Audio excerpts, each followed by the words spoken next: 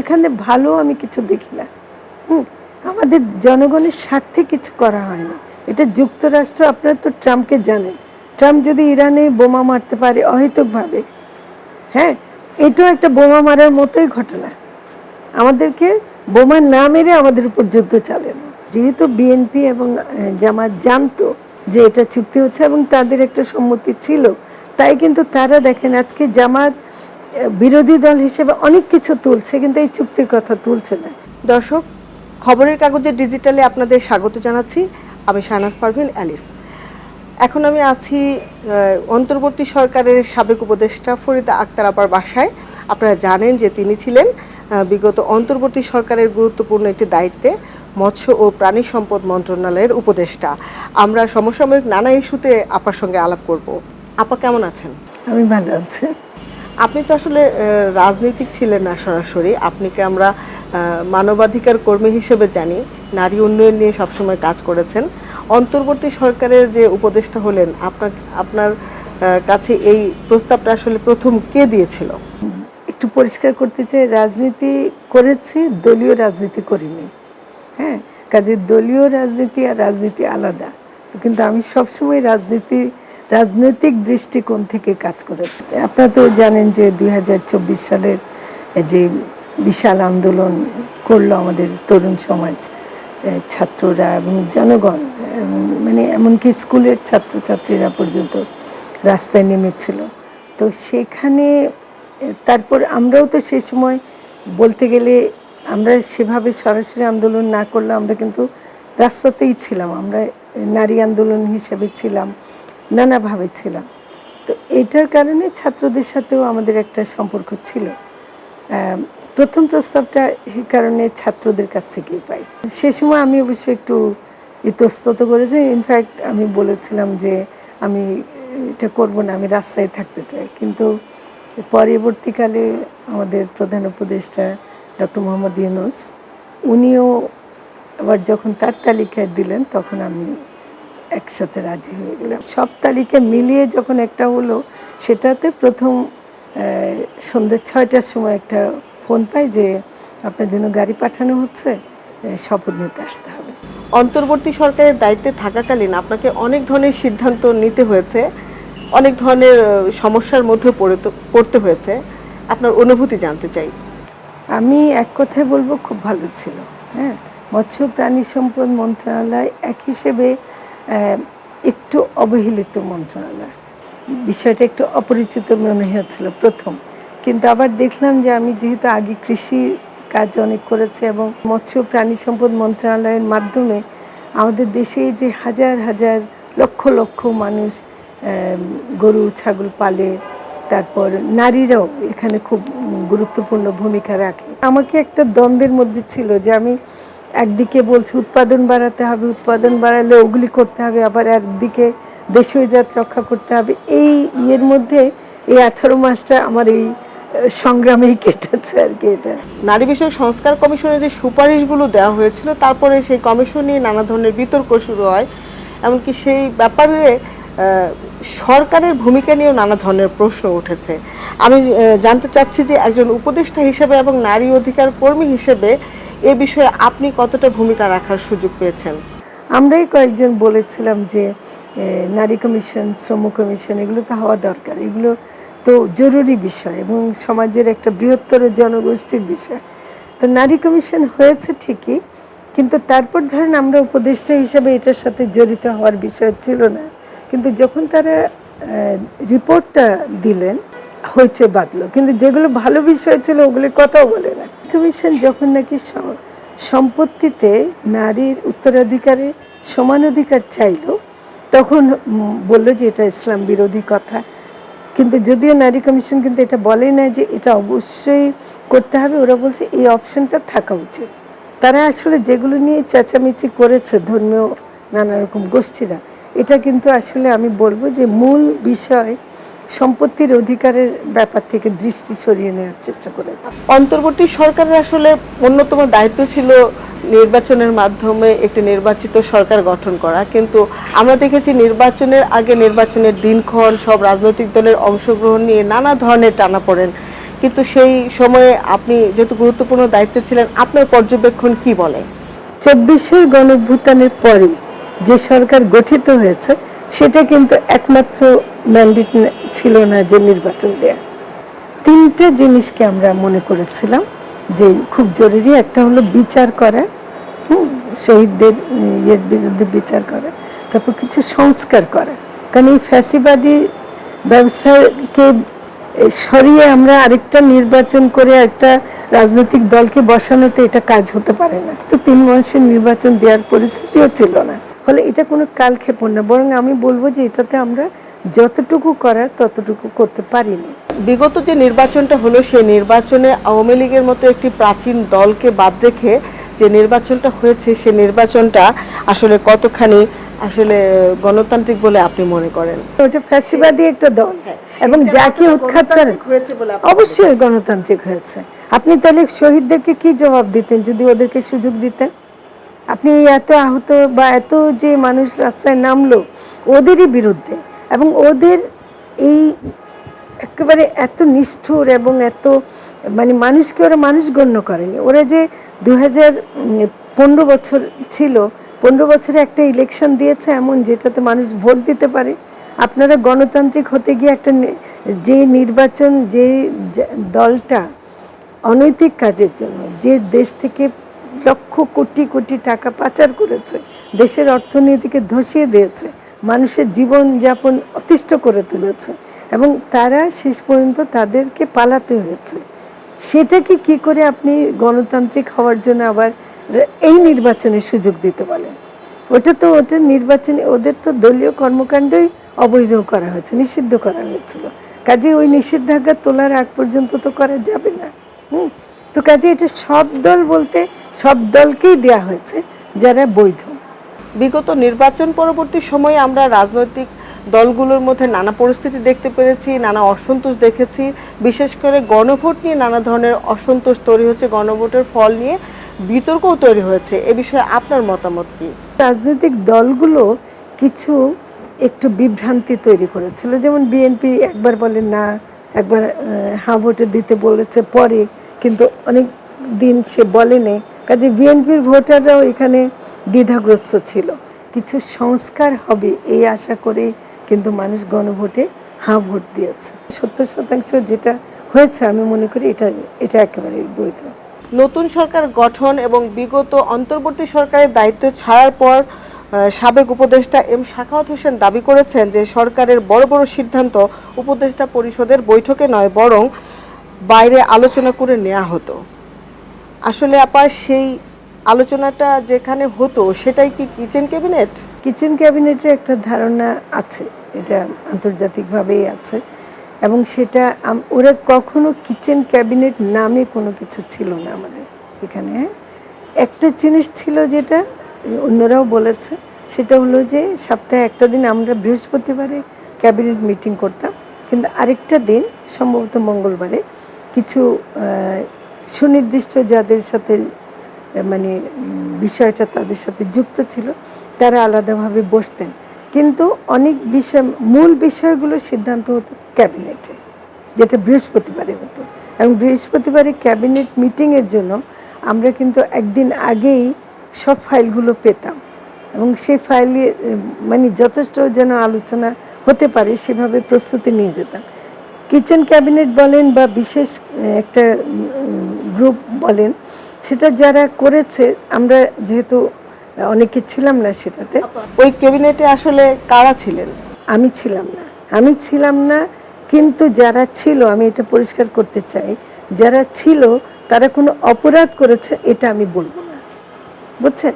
এটা হয়তো প্রয়োজনেই করা হয়েছিল, প্রধান উপদেষ্টার ইচ্ছাতেই বা তার প্রয়োজনে করা হয়েছিল। ফলে এখন আমরা এটা নিয়ে কথা বেশি বলে, হ্যাঁ মানে আপনারাও যারা সাংবাদিকরা দেখি এই ব্যাপারে খুব আগ্রহী, এবং এটা বারবার উপদেষ্টাদের মুখ থেকে আমরা বেশিরভাগই ছিলাম না, যেহেতু আমাদের কাছ থেকে এটা শুনে এটা বলার চেষ্টা করা ঠিক হবে না যে আমরা ওই সময় এটা নিয়ে খুব অসন্তুষ্ট ছিলাম এবং এখন আমরা এটা প্রকাশ করছি।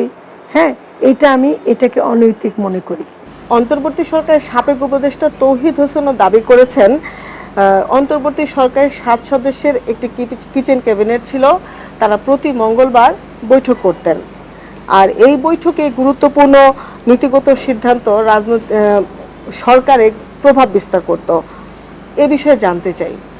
আমি আরেকজনের পর্যবেক্ষণ নিয়ে কথা বলাটা ঠিক মনে করি না, তবে আমি মনে করি যে মূল সিদ্ধান্ত যদি বলি, যেটা সেদিনই ক্যাবিনেট মিটিংয়ের পরে দুপুরবেলা আপনারা নিশ্চয়ই যেতেন, যে প্রেস ব্রিফিং করা হতো, সেই প্রেস ব্রিফিংয়ের মাধ্যমে যে সিদ্ধান্ত জানানো হতো সেটাই সরকারের সিদ্ধান্ত ছিল।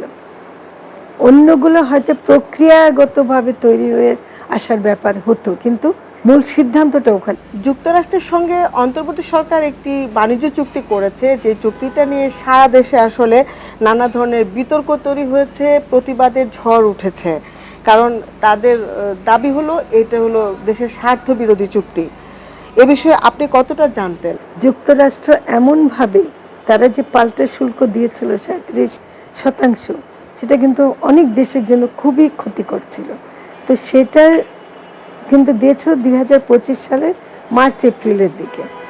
আমরা কিন্তু জুনের দিকেই জানতে পারি যে একটা নন ডিসক্লোজার অ্যাক্ট, বা যেটাকে গোপনীয়তা চুক্তি, ওটা সরকারকে স্বাক্ষর করেই, মানে যত মিটিংগুলো তারা যুক্তরাষ্ট্রের সাথে করেছে, তারা কিন্তু এই নন ডিসক্লোজার অ্যাক্টের অধীনে করেছে।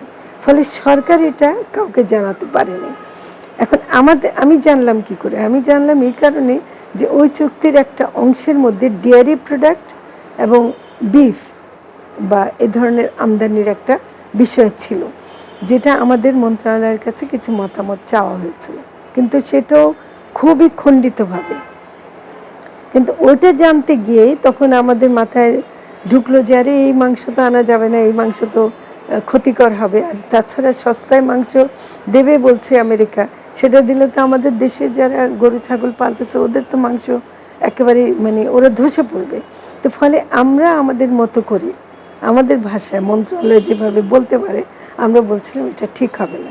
শুধু চিজ বা এই ধরনের যেগুলো হাই ভ্যালুড ডেয়ারি প্রোডাক্ট আছে সেগুলোকে আমরা কিছু বলিনি। বিষয়টা নিয়ে আসলে আপনার উদ্বেগ বা আপনার আমি আমার উদ্বেগের কথা বলি। আমাদের এখানে গরু ঘাস খায়, তৃণভোজী, এবং আজকাল বড়জোর কিছু ফিড দেয়া হয় একটু ইয়ের জন্য, কিন্তু যুক্তরাষ্ট্রে যে গরু পালন হয় ওটা ইন্ডাস্ট্রিয়াল লাইভস্টক প্রোডাকশন, এবং তারা কিন্তু জেনেটিক্যালি মডিফাইড সয়াবিন এবং জেনেটিক্যালি মডিফাইড কর্ন দিয়ে ফিড তৈরি করে। তার মানে এই জিএম সয়াবিন এবং কর্নের যে এফেক্টটা ওই মাংসের মধ্যে থেকে যায়। অর্থাৎ এই মাংসের মধ্যে তাছাড়াও আরও অনেক কিছু মেশাতে হয় যেটা আমরা পুরোটা জানি না, এই দুটো আমি নিশ্চিতভাবে জানি। সেটাতে হয় কি যে ওইগুলো, এটা তো প্রাণী একটা জিনিস, তাই না? এটা তো থাকবে, আপনার যদি এটা একেবারে ডেড তো ঘোষণা করছেন না। তো এটাকে ওরা ওখানে SPS test, sanitary and phytosanitary টেস্টটা যুক্তরাষ্ট্রে করবে, যেটা আমাদের দেশেও করা যায়। যুক্তরাষ্ট্র বলছে যে তারা যে টেস্ট করে দেবে এটার পর আমরা আর করতে পারবো না। আমরা এবার বিশ্বাসযোগ্য হবে কতটুকু, প্লাস এই যে ওখান থেকে জাহাজে দিল সেইটা এসে বাংলাদেশে পৌঁছালো, বাংলাদেশে কাস্টমস থেকে আবার বাজারে গেল, এই প্রক্রিয়ার মধ্যে কি কোনো পরিবর্তন হবে না? এরকম একটা জিনিসে তো খাদ্য, তো সেটা পরীক্ষা করার কোনো সম্ভাবনা চুক্তিতে রাখা হয়নি। তাহলে এই চুক্তিটি কি আসলে আমাদের জন্য অনেক ক্ষতিকর? খুবই ক্ষতিকর। আমি নাগরিক হিসেবে বলছি, একদম নাগরিক হিসেবে বলছি, এবং আমি দায়িত্ববোধ নিয়ে বলছি। আমি মনে করি যে আমাদের এখন আমরা যারা সরকারে আছি বা নাই, তাদের সবারই এই চুক্তির বিরুদ্ধে বলা দরকার।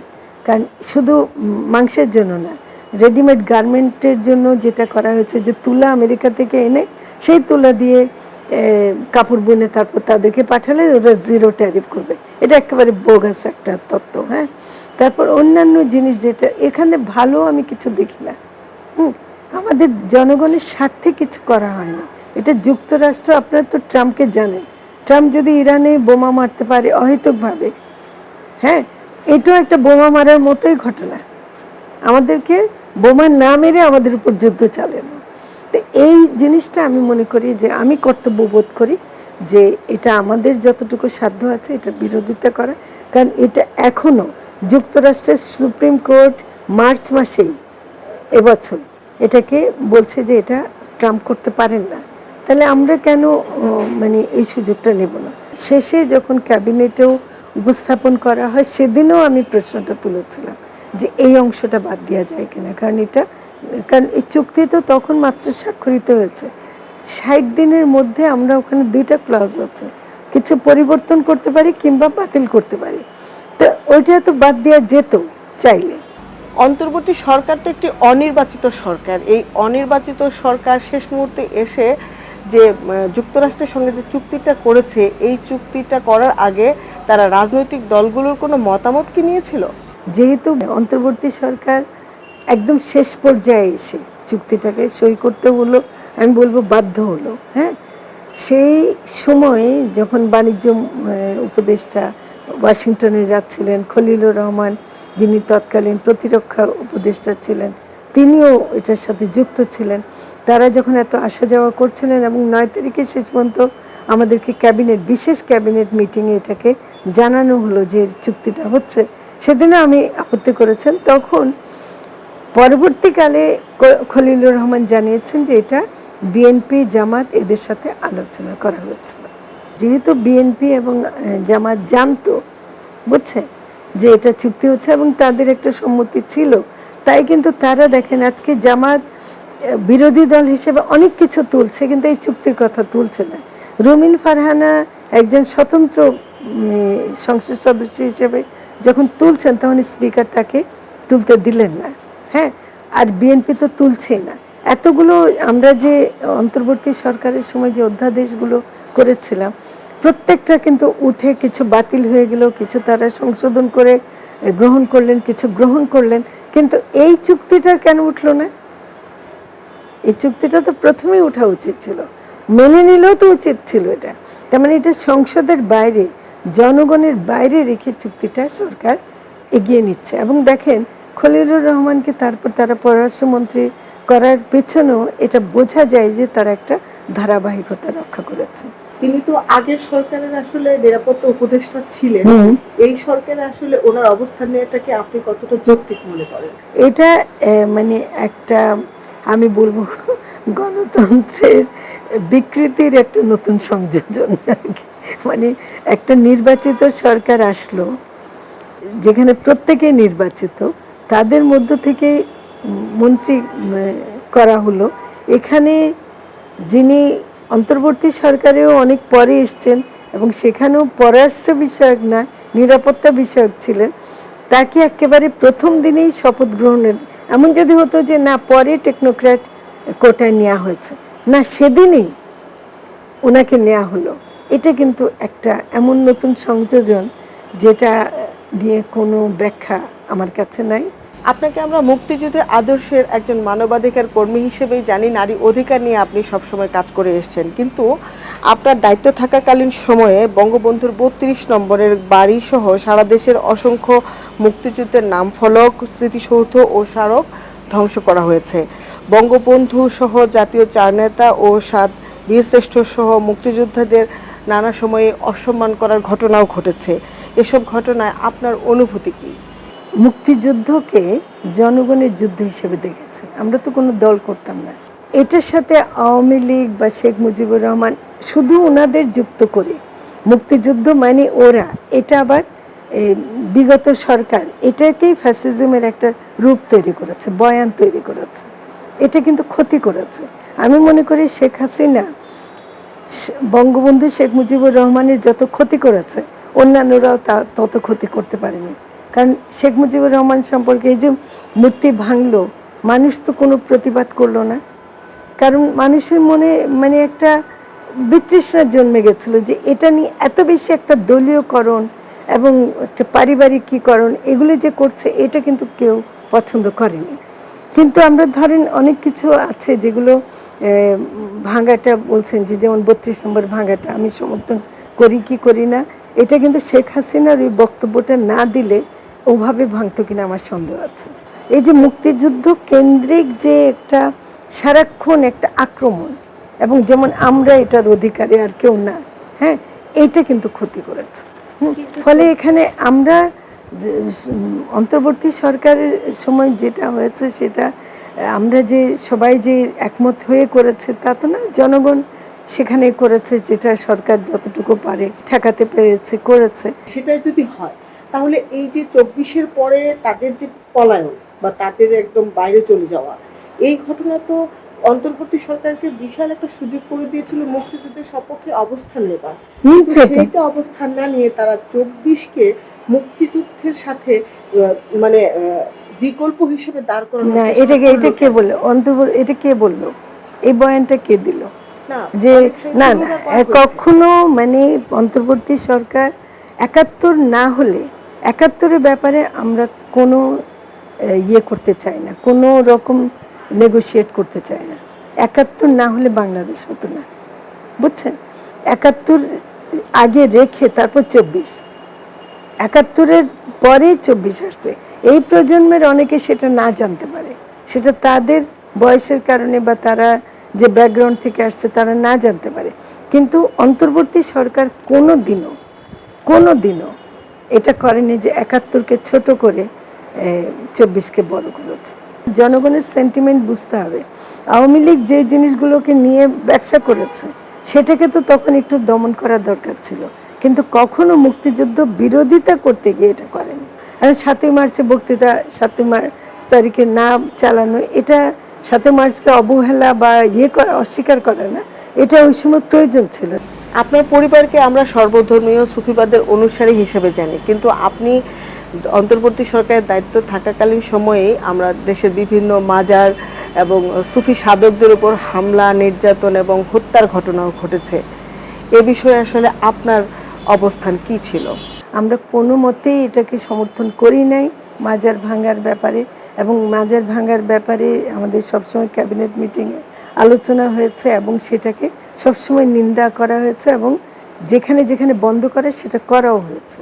কাজে এটাতে মনে করো কোনো কারণ নাই যে মাজার ভাঙা বা এইসব বিষয়ে অন্তর্বর্তী সরকারের কোনো রকম গাফিলতি ছিল। হয়তো সব কিছু করে করতে পারেনি, কারণ আপনাদের মাথায় রাখতে হবে যে আমাদের বিরুদ্ধেও প্রচুর শক্তি কাজ করেছে যারা নাকি আমাদেরকে দুর্বল করতে চেয়েছে। শিল্প সাহিত্যের উপরেও অনেক আঘাত এসেছে। আপনি কি ধরনের ফাইটটা করেছেন?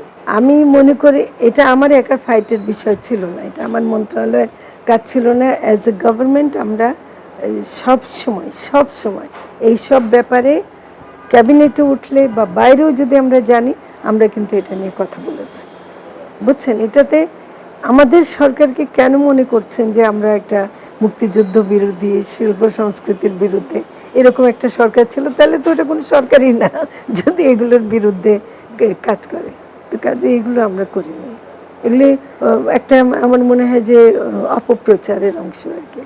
ঘটনাগুলো দুঃখজনক, ঘটনাগুলো খুবই খারাপ, এবং এটা নিয়ে যত করার ততটুকু করা যায়নি। তারেক রহমানের নেতৃত্বাধীন বর্তমান যে বিএনপি সরকার দেশ শাসনে আছেন, সম্প্রতি তাদের 3 মাস অতিক্রম হয়েছে। এই সরকারের কার্যক্রম নিয়ে আপনার মূল্যায়ন জানতে চাই। বিএনপি সরকার বহুদিন আগে রাষ্ট্র পরিচালনা করেছে, কাজে এটা এমন না যে কোনো অনভিজ্ঞ দল এসছে। তবে সেই সময় কিন্তু যিনি ছিলেন বেগম খালেদা জিয়া, তার কিন্তু কিছু জিনিস দেশপ্রেম বা দেশের সার্বভৌমত্বের ধারণা যেভাবে ছিল, আমার মনে হয় বর্তমানে যারা আছেন নেতৃত্বে, বিএনপির নামটা আছে কিন্তু বিএনপির নেতৃত্বে কিন্তু একই মানুষ নাই। হ্যাঁ, বিশেষ করে খালেদা জিয়া না থাকাটা আমার কাছে মনে হয় যে একটা বড় ধরনের ঘাটতি বিএনপির জন্য, এটা দুঃখজনক। এবং সেটা আমরা যেমন বিএনপির মধ্যে আমরা বুঝতে পারি না যে ওরা কি ভারতের সাথে পক্ষে যাচ্ছে নাকি মার্কিনদের সাথে যাচ্ছে না কার সাথে যাচ্ছে, এটা যেন একটু ধোঁয়াশা থেকে যায়। কিন্তু এই ব্যাপারে তো কঠোর অবস্থান নিতে হবে, যে আমাদের তো একটা এমন থাকতে হবে যে আমাদের কে শত্রু কে মিত্র, এটাও তো একটা পরিষ্কার থাকতে হবে, স্পষ্ট হওয়া উচিত। সেটা আমার কাছে পরিষ্কার না। তবে তারেক রহমান বহুদিন পরে দেশে আসছেন, উনি কিছু চেষ্টা করছেন এবং কিছু কাজ যেটা উনি করছেন, যেটা শহীদ জিয়াউর রহমানের চরিত্রের সাথে মেলে, ওনার যে কিছু জনবান্ধব কাজ আছে সেটাকে আমি অ্যাপ্রিসিয়েট করি। কিন্তু আমি মনে করি যে ওনাকে আরেকটু কঠোরভাবে দেশের যে ক্ষমতা বলতে কি বোঝায় এবং দেশের জনগণের স্বার্থ বলতে কি বোঝায় সেটা তো আসা উচিত। শুধু জনতুষ্টিমূলক কিছু কাজ করলে এটা আসলে বেশি দিন করা যায় না। এই সরকারের সময়ও কিন্তু নারীদের উপর নির্যাতন এবং শিশু হত্যার ঘটনা বন্ধ হয়নি। এই সরকারের এসব ঘটনা বন্ধে এই সরকারের প্রতি আপনার কোনো পরামর্শ আছে কি? মাঝে মাঝে আমি একেবারে বাকহারা হয়ে যাই যে এখানে বলবোটা কি। তো সেখানে ধরেন সরকার রামিসা হত্যা, ধর্ষণ হত্যা নিয়ে একটা দ্রুত বিচার দেখালো, আমি কিন্তু খুব নিশ্চিত না যে এটা কার্যকর করতে পারবে কিনা। আমাদের সময় আসিয়ার ঘটনা ঘটেছিল, এরকম ঘটনাগুলোতে ধরেন সরকারগুলো কি বাড়ি বাড়ি পাহারা দেবে? তার মানে তো বোঝা যাচ্ছে যে নৈতিক অবক্ষয়ের পরিমাণ কি পর্যায়ে যায় যে না বোনের শ্বশুর ভাবতে পারে ওরকম একটা বাচ্চা মেয়েকে ধর্ষণ করে। একটি রায় কি আসলে সমস্ত ঘটনার জন্য খুব ইতিবাচক ফল আনতে পারবে? কিছু দৃষ্টান্ত স্থাপন করতে পারবে, রায় শুধু না, রায় কার্যকর করা। রায় তো হচ্ছে, অনেকগুলো রায় কিন্তু হয়েছে, কিন্তু রায় কার্যকর একটাও হয়নি। রায় যদি কার্যকর নাও হয় এমন কিছু করা উচিত ছিল যেটা দিয়ে বোঝা যেত যে এখন যেমন মানুষ কি দেখছে, ও মৃত্যুদণ্ড প্রাপ্ত আসামি কিন্তু জেলে আছে, জেলে যেমনই থাকুক সে জেলে তো জীবিত তো আছে, অথচ যে মেয়েটাকে করলো সে তো মরে গেছে। ধরেন দুই একটা যদি রায় কার্যকর হয়ে মানুষের মনে অ্যাটলিস্ট একটা ভীতির সৃষ্টি হতো। এখন যদি রায় হয় এবং কার্যকর না হয় তাহলে কিন্তু ভয় ভেঙে যাচ্ছে, বুঝছেন, যে ও কি হবে, বড়জোর একটা রায় হবে তারপর তো কিছু হবে না। কিন্তু আমি মনে করি মৃত্যুদণ্ড সংক্রান্ত কিন্তু একটা মানবাধিকারের একটা অবস্থান অনেকেরই আছে, আমারও আছে। সেটা হলো যে মৃত্যুদণ্ডটা অনেক ক্ষেত্রে মানুষ চায় না, এটা আসলে মানবাধিকারের পর্যায়ে পড়ে না। কিন্তু এই ধরনের ঘটনায় মানে এর চেয়ে কঠোর কি সাজা হতে পারে সেটা আমার জানা নাই। আমি মনে করি যে এখানে আমি একটু মানে দ্বিধায় পড়ে যাই। এ ধরনের ঘটনায় রাষ্ট্রের পদক্ষেপ কি ধরনের হওয়া উচিত? রামেসের ঘটনায় মাদকটা একটা কিন্তু ইস্যু, আমার বড় ইস্যু মনে আছে।